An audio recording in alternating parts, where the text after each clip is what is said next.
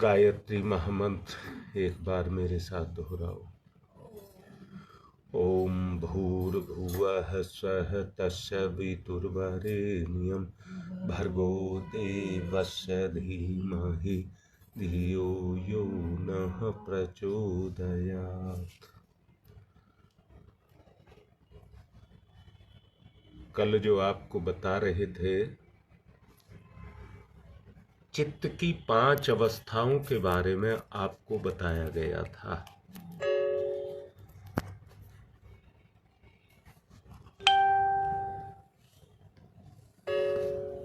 चित्त की 5 अवस्थाओं के बारे में आपको बताया गया था।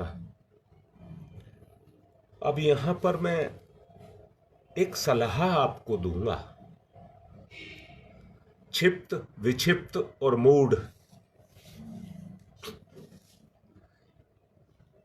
ये 3 अवस्थाएं जो हैं वो हमारे इस शरीर के साथ लगी हैं, भौतिक संसार के साथ लगी हैं। एकाग्रता और निरुद्ध,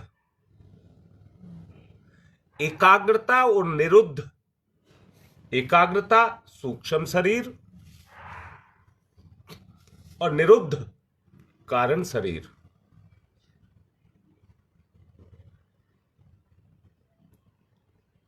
ये उनके साथ जुड़ी हैं। मैं आज सोच रहा था संसार में कर्म करने के लिए बहुत सारा, ढेर सारा कर्म पड़ा हुआ है। व्यक्ति रात दिन भी लगा रहे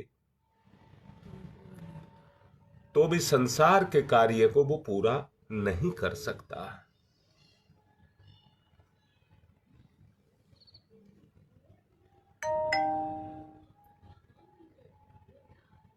परंतु जीवन का कर्म, आत्मा का कर्म, वो शायद इससे भी ज्यादा है जो आज आदमी को दिखाई नहीं देता।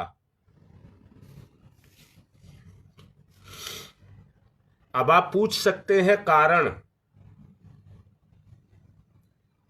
उसका कारण और कोई नहीं है, ये हमारी जो 3 अवस्थाएं हैं,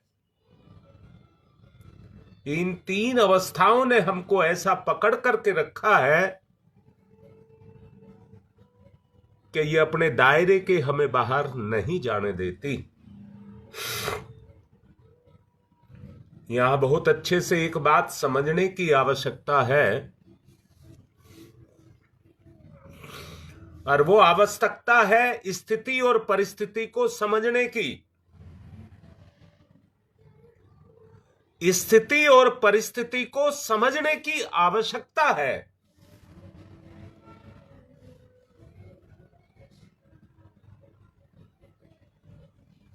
इन्हीं से घटनाएं बनती हैं, इन्हीं से घटनाएं बनती हैं। और ये घटनाएं हमें फंसाती हैं, हमें फंसाती हैं। बेटा, पहली 3 अवस्थाएं हैं क्षिप्त, विक्षिप्त और मूढ़। बस इन्हीं के बीच में हम रहते रहते हैं, इनसे बाहर अपने आप को नहीं निकाल पाते। और ये याद रखना योगेश, जब तक आपकी चेतना, उसकी पकड़ इन पर नहीं होगी, आप इनसे बाहर नहीं निकल सकते।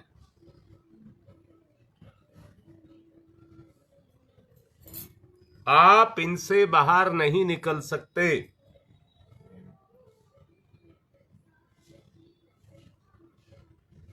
क्योंकि ये 3 अवस्थाएं हमारी कमजोरियां, बेटा अंदर से देखना। अच्छा, मुझे एक बात बताओ, मैंने तुम्हें कहा था मैंने तुम्हें यह कहा था कि आप समाज के एक अंग हैं, परिवार के एक अंग हैं, अपने कर्मों से आप बंधे हैं।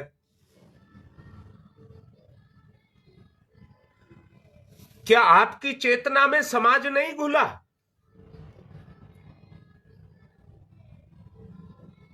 एक बात बताता हूं बेटा,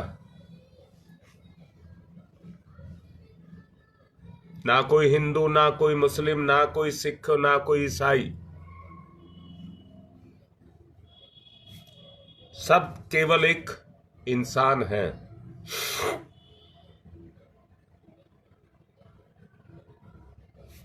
सोच की बात कह रहा हूं, सोच की बात।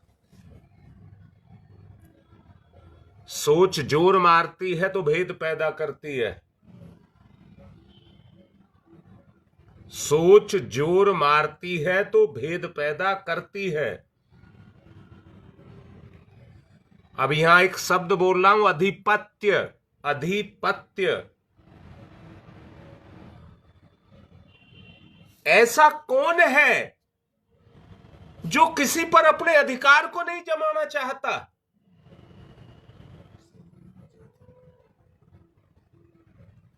बोलो, अंदर से देखो, दो बातों में देखो।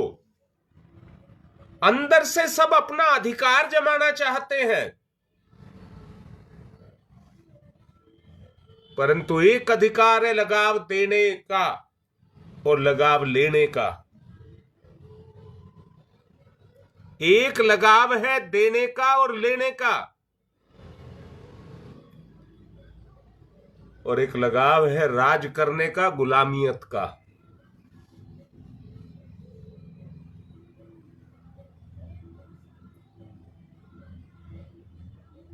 ये दो स्तर बनकर के आते हैं।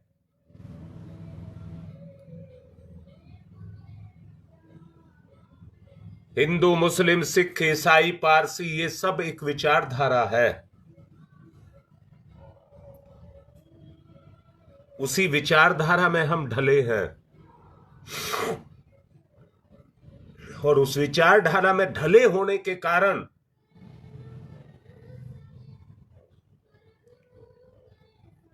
हम दूसरों से घृणा और अपनों से लगाव करते हैं। लगाव का उद्देश्य है हमारा संगठन मजबूत हो। इसी के कारण 1000 साल की गुलामी अपनी कमजोरी से हमारा देश झेल चुका है। जीवंत और जागृत उदाहरण है आपके सामने। सोचो, यदि आज भी हम गुलाम होते तो हमारे लिए कोई नियम, कोई अधिकार नहीं होता, केवल गुलामियत ही हमारा अधिकार होता।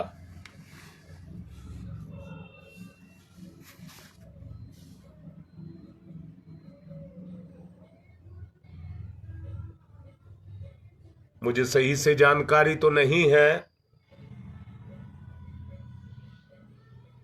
परंतु मुझे ये पता, जैसा मैंने पढ़ा था, अमेरिका में कारे गोले का भेद है।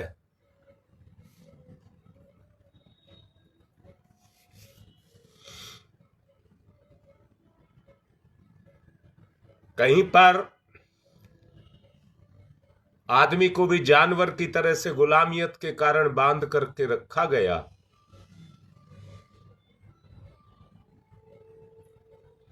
वो बेड़ियों को तोड़ सकता था, जिस रस्से से बांधा गया उसको तोड़ सकता था,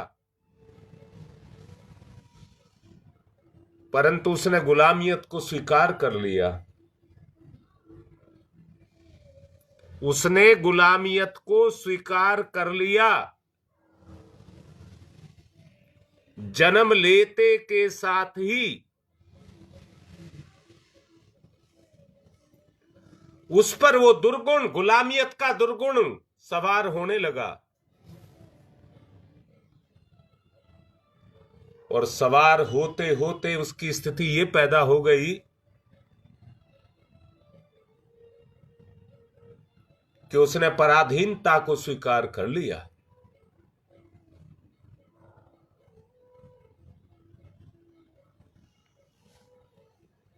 दोबारा से बताता हूं, समझ नहीं आया है तो दोबारा से बताता हूं।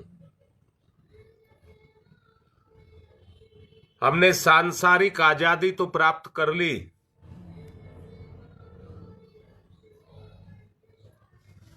परंतु चेतनात्मक आजादी आज तक हमें नहीं मिल पाई।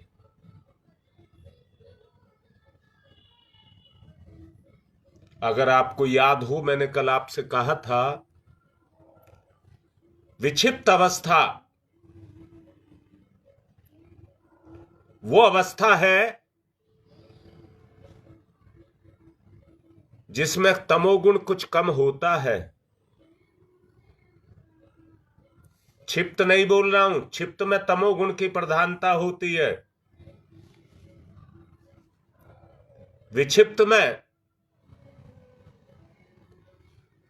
तमोगुण कुछ कम होता है। जब, फिर दोबारा बोल रहा हूं, जप, तप, ध्यान, योग, अनुष्ठान, जप, ये जो कुछ भी आप करते हैं वो उसी अवस्था में करते हैं, परंतु चित्त की चंचलता के कारण आप वो मेहनत तो करते रहते हैं छूटने की,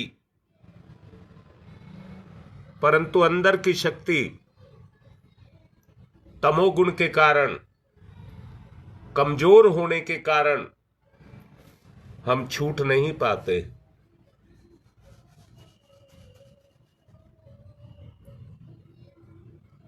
रीटा, मैंने अभी बोला है, घटना बगैर परिस्थिति के नहीं घटती है, घटनाओं का निर्माण परिस्थिति ही करती है, और परिस्थिति का निर्माण वातावरण करता है। ये दो बात समझ आई?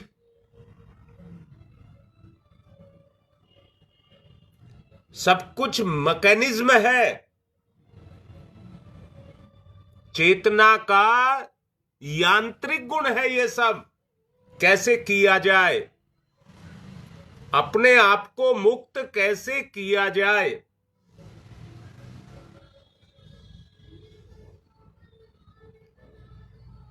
जब तक आदमी को अपना कर्म नजर नहीं आ रहा है,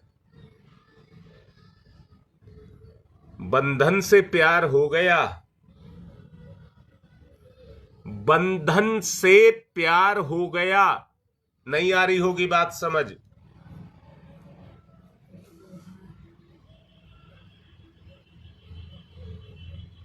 ये कहावत है, कहावत इसलिए है कि बस हम कह लेते हैं, संसार में किसी का किसी के साथ कोई रिश्ता नहीं है। इसको एकाग्रता कहते हैं, एकाग्रता, पर संबंध नहीं छूटा, बंधन नहीं छूटा। निरुद्ध अवस्था एक ऐसी अवस्था है जिसमें जाकर के अपने से अपना भी कोई रिश्ता नहीं है, अपने से अपना भी कोई रिश्ता नहीं है। बेटा, अगर गहरे में जाकर के मेरी बात को सुन रहे हैं तो आपको समझ आएगी, वरना ऊपर से नहीं आएगी।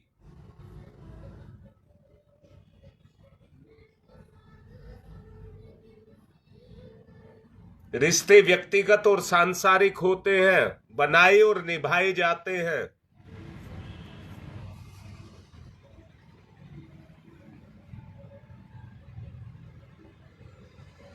झांक करके देख ले रीता, मेरी दुकान, मेरा मकान, मेरा पुत्र, मेरा भाई, मेरा बेटा, मेरा ये सब बंधन नहीं है क्या?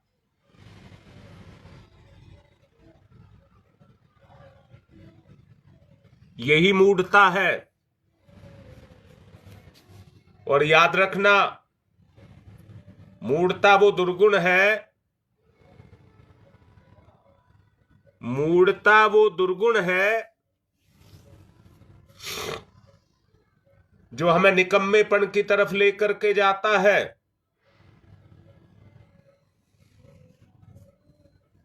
जिंदगी चाहे कितनी सी ही क्यों ना हो, आज ही घोल करके रस बना करके उसको पी जाइए, सब कुछ खत्म कर दीजिए। ये भी एक जीवन है। और सब कुछ खत्म करके जीवन को प्राप्त हो जाइए, ये भी एक जीवन है।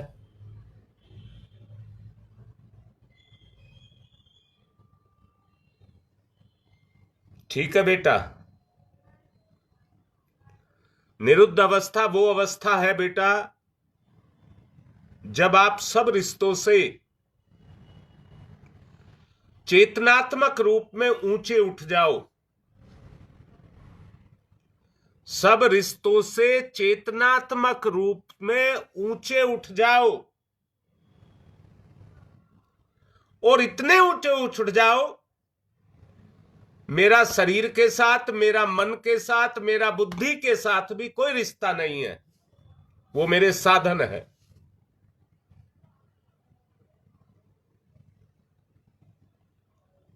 जब आप मुझे बताइए, सोच भी व्यक्ति को बांधती है कि नहीं बांधती?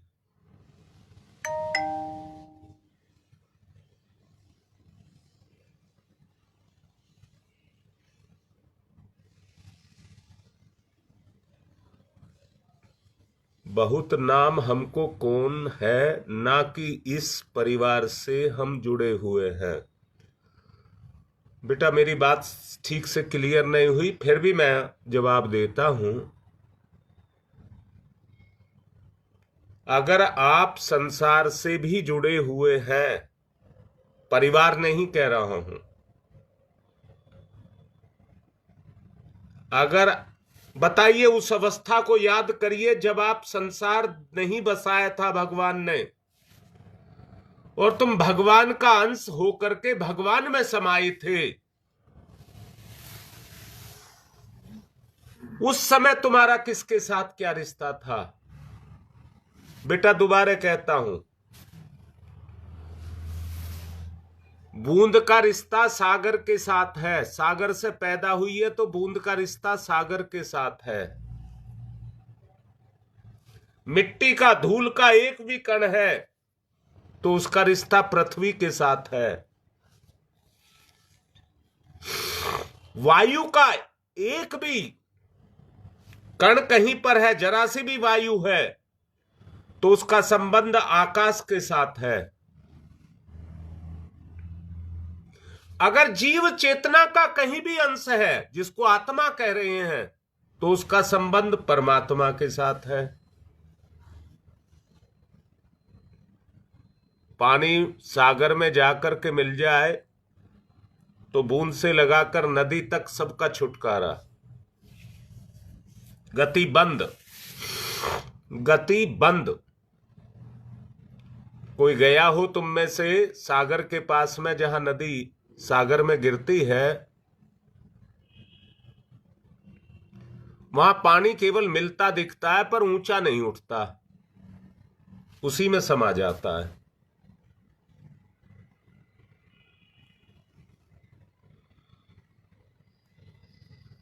बेटा मेरी ये बात समझ आ रही है? पूजा भी पूछ रही थी, इधर सुदेश पूछ रही थी, ये बात मेरी समझ आ रही है तुम्हें जो मैं कह रहा हूं?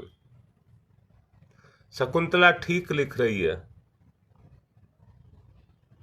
जब तक आपका अस्तित्व रहेगा, अंश अंशी में कैसे मिल जाएगा? जीवन की गति कैसे विराम में आएगी?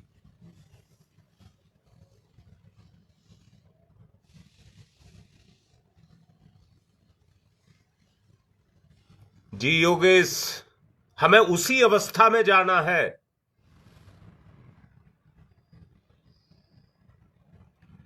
एक बात बताऊं बेटा, आपको कोई नहीं फंसा सकता। आपके कर्म जो पाप है वो ही आपको फंसाते हैं। आपके जो पाप कर्म है वो ही आपको फंसाते हैं।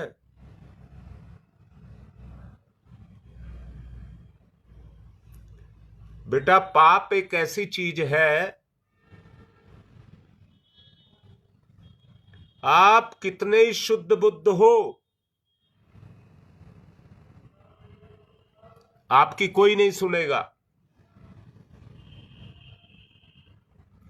आपकी कोई नहीं सुनेगा, आप पर शक करेगा, आप पर आरोप लगाएगा, आपको मिट्टी में मिलाने की कोशिश करेगा। आपका अपना भी, जिसको आपने जन्म भी दिया होगा, वो आपको गिराने की बात सोचेगा।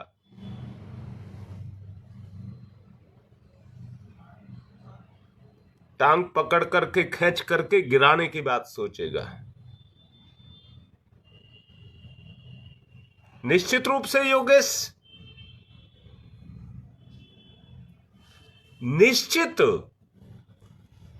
हम अपनी जिम्मेदारी को किसी पर थोप नहीं सकते, हम ही उसके जिम्मेदार हैं।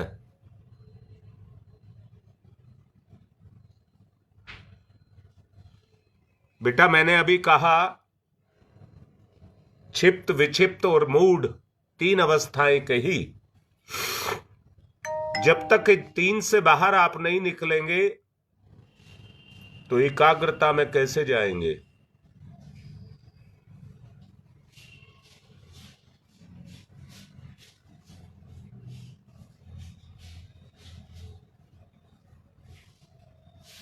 सोचो, एकाग्रता में आपको जाना है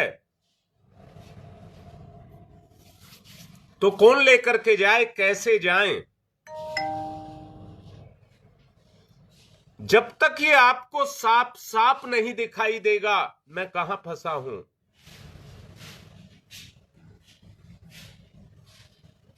और इसका केवल मुझे जो रास्ता दिखता है, हां शकुंतला बाबू जो कह रही है यही बिल्कुल ठीक है।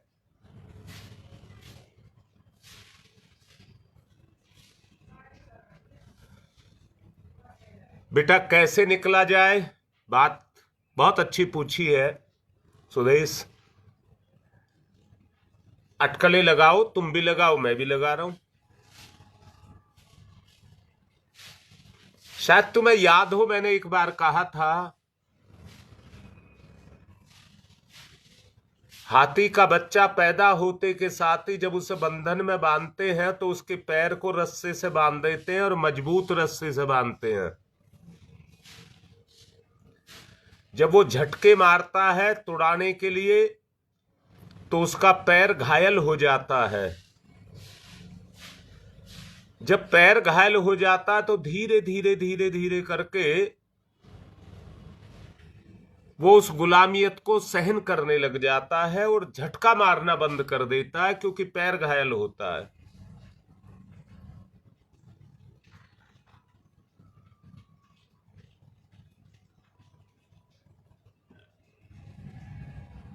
बोलो बेटा, बात ठीक कह रहा हूं? तो फिर उसे पतली रस्सी से भी बांध देते तो उस बंधन को वो स्वीकार कर लेता है। उसको ये पता लग गया मैं इसे तोड़ नहीं सकता। अब सुदेश बता कैसे निकला जाए। मुझे एक बात बताओ, दो बात कहूंगा।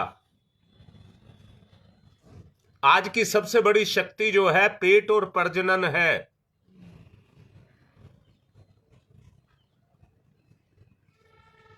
हां रीता, बिल्कुल ठीक बात है। आज की दो महाशक्तियां हैं वो पेट और प्रजनन है।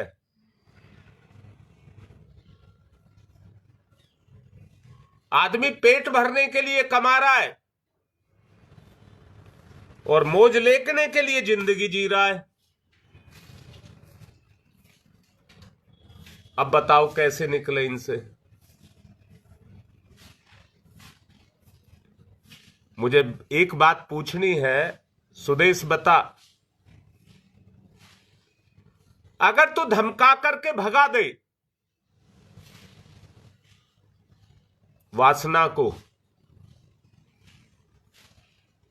तो क्या वो टिक जाएगी या तुम टिकोगे? बेटा दोनों के भेद को समझना। मैंने कहा है तुमने डांट करके वासना को भगा दिया,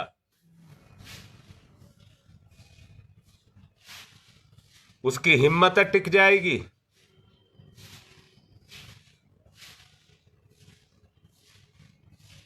तुमने बंधन लोभ को डांट करके भगा दिया, मुझे कोई लोभ नहीं, तो टिक जाएगा। परंतु क्योंकि हम अंदर से कमजोर हैं, उन्हें लगाव करते हैं।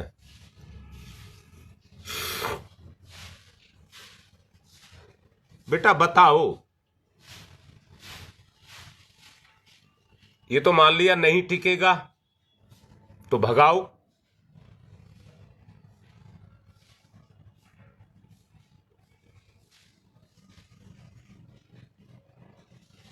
भगाओ बेटा, बंधन मुक्त हो जाओगे। परंतु जब तक आप में ये हिम्मत नहीं जगेगी कि हम उनको भगा सकें,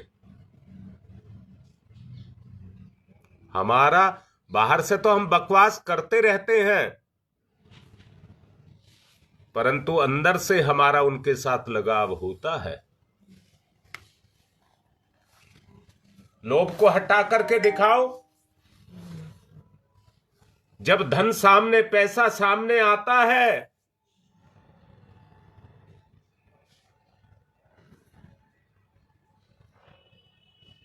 ललिता तोल लो बेटा, हर चीज को तोल लो।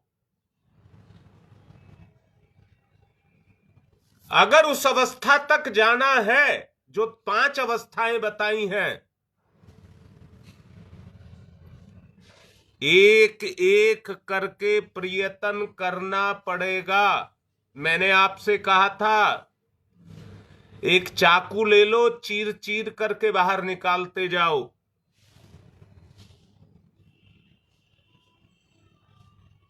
और फिर पूछो, क्या मैं यही हूं? फिर सुधार, मैं यही हूं। फिर सुधार, मैं यही हूं।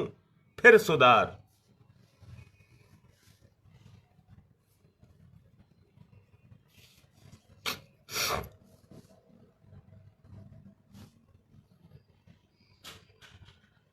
एक ऐसी अवस्था पैदा हो जाए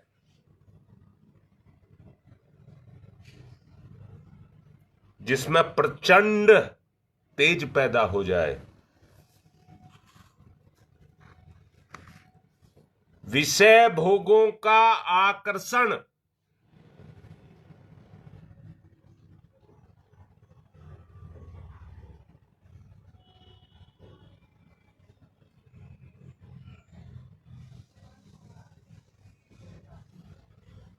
बेटी बात तो ठीक कह रही है।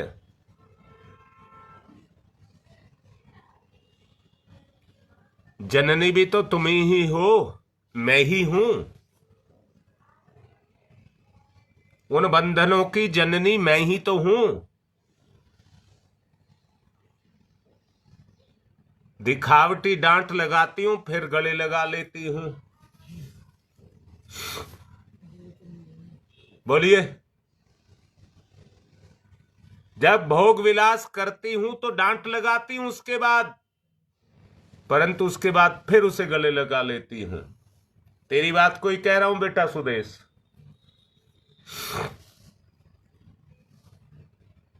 इस अवस्था में प्रबल प्रचंड आकर्षण चित्त को विचलित करता है।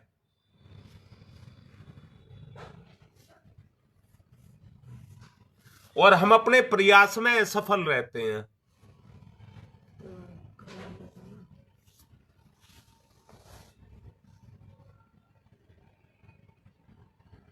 अब मुझे बताओ, क्या किया जाए? इस विचलन से बाहर निकलने के लिए क्या किया जाए?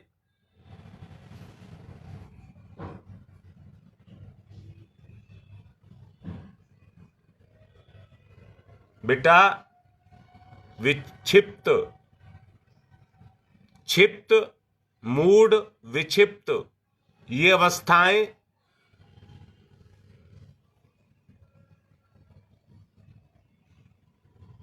चित्त की साधारण अवस्थाएं हैं। ये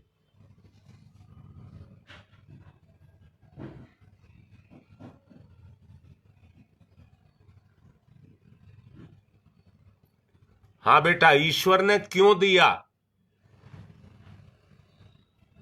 संसार का निर्माण करने के लिए, अपने संसार को चलाने के लिए।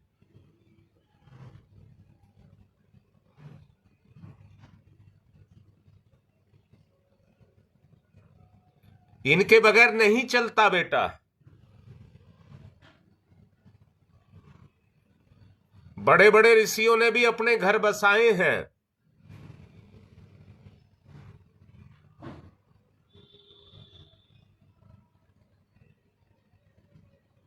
मैं इस विषय में और ज्यादा ना कहना चाहूंगा, क्योंकि आप उसको सहारा, आदमी अपने आप को सहारा पकड़ता है। राम ने भी औलाद पैदा की, श्री कृष्ण ने भी औलाद पैदा की, बुद्ध ने भी, और जो भी महावीर ने भी, जो इतने हुए हैं, सबने औलादें पैदा की हैं।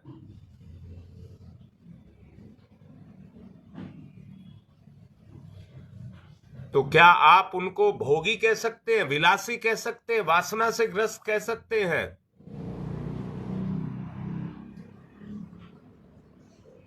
इनकी स्थिति इतनी ऊंची थी कि राजा स्तर के थे, या कह दीजिए राजा थे, परंतु उन्होंने राजपाट सब छोड़ दिया, सब भोग विलास छोड़ दिया।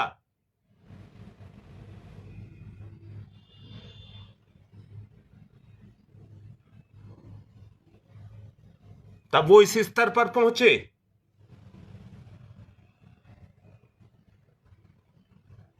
तो पवन, तुम्हें बात समझ आई होगी। इसका दायित्व तो केवल उतना था कि संसार बस जाए, आपका आपका सहयोग हो जाए संसार में, फंसे नहीं वो लोग। वो लोग इस संसार को बसा करके फंसे नहीं। परम पूज्य गुरुदेव भी उनमें से हैं। इस दुनिया के राग द्वेष में वो फंसे नहीं, इनसे बाहर निकल गए।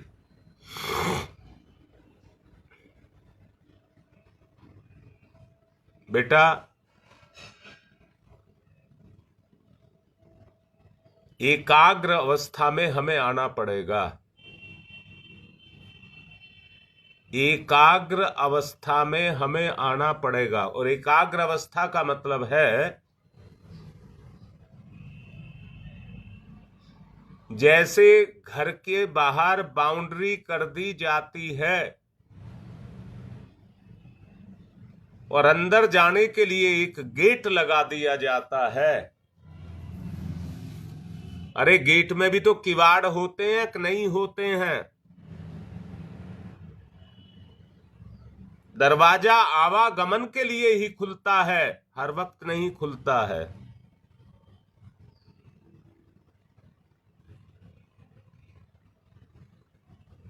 हम भी अपने जीवन पर एक गेट लगा करके रखें,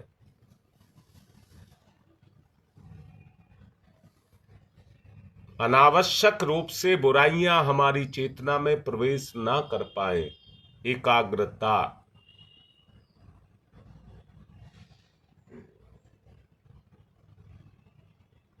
हम भी अपने आप को उस आदर्श से ओतप्रोत कर पाए जो चेतना का आदर्श है। मेरी चेतना उस परम चेतना के साथ जाकर के मिल जाए, जो संपूर्ण कण कण में, संपूर्ण सृष्टि के कण कण में समाई है।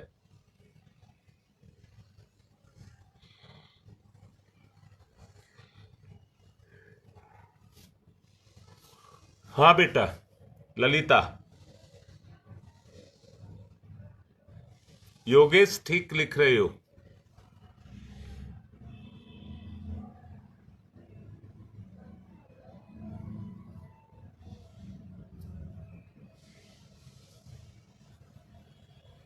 सिर्फ एक ही चीज है बेटा ललिता, अपनी जिम्मेदारियों के प्रति तत्परता बढ़ती जाए।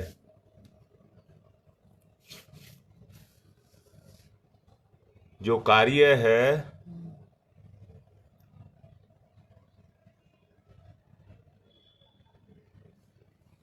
कर्म बड़ा है बेटा, क्योंकि कर्म से ही चित्त साफ होता है, पवित्र होता है। कर्म पवित्र होता है तो चित्त भी पवित्र होता है। इसलिए प्रधानता चित्त की नहीं, कर्म की है। और ललिता, तुम पूछ रही थी कैसे बंधन से मुक्त हुआ जाए। जब कर्म के अंदर तत्परता आ जाएगी और कर्म को कर्म के उद्देश्य से आप करना शुरू करेंगे, उसमें कोई आलस्य, कोई विकार पैदा, प्रलोभन पैदा नहीं करेंगे, कर्म को कर्म की भावना से करेंगे, तो उस ट्रैक पर, उस सड़क पर आप पहुंच जाएंगे।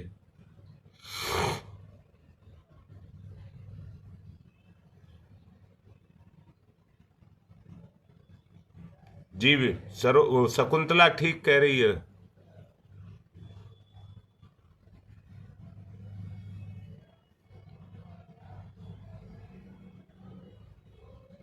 बेटा ध्यान इसलिए देना होगा सुदेश, जो अभी शकुंतला लिख रही है उन्हें काट काट करके बाहर निकालना है।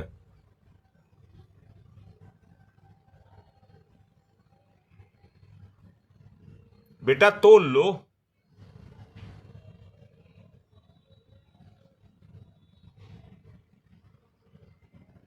तोल लीजिए।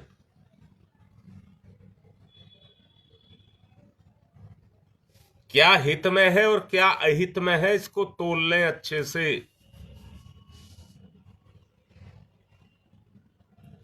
बात को और आगे समझाएंगे। समय पूरा हो चुका है, इसलिए अपनी बात को विराम देंगे। अब विचार दिया है, मजबूत करना। ओम तम सोमा ज्योतिर्गमय, तम सोमा ज्योतिर्गमय,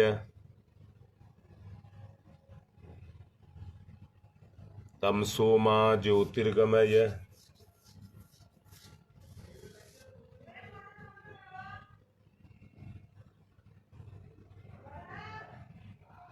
अस्तोमा सद्गमय, अस्तोमा सद्गमय,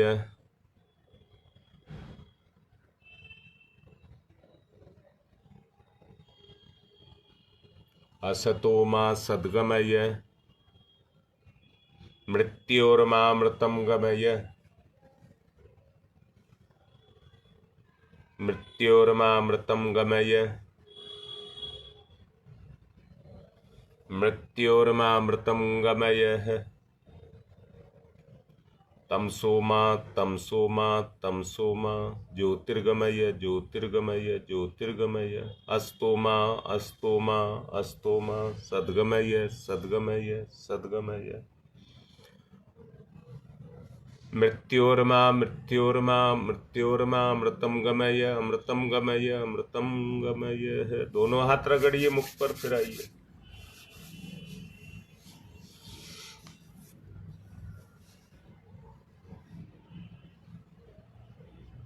बेटा मक्खी चाशनी को अगर बाहर बैठ करके, किनारे बैठ करके खाती है तो फंसती नहीं है। जब मक्खी खाने के साथ साथ पैर भी उसमें दे देती है तो चिपक करके उसी में मर जाती है। बस हम गलती यही कर रहे हैं, हम उसमें घुस गए, संसार में घुस गए, चिपक गए।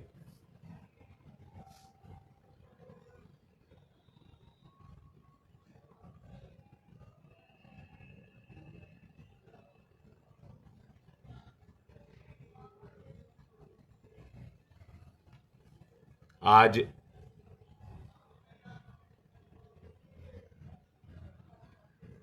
डॉक्टर देशपाल पूजा चौधरी के पति, उनका आज जन्मदिन है।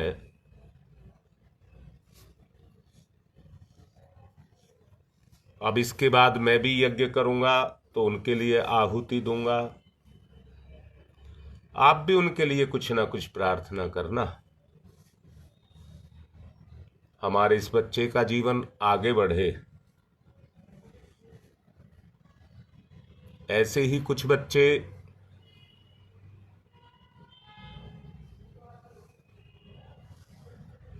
जो चेतना के बारे में समझते हैं, परंतु वो मैकेनिज्म समझते हैं चेतना का, केवल आत्मिक भाव भी वो समझें, सबका उद्धार हो। उस बच्चे के लिए आप प्रार्थना करना कि उसका ये जन्म लेना सार्थक हो, जिस उद्देश्य के लिए आत्मा धरती पर आई है उसको पूर्ण करे। आप सबसे प्रार्थना है, उसके लिए प्रार्थना करना। आज की बात को यहीं पर विराम दे रहे हैं।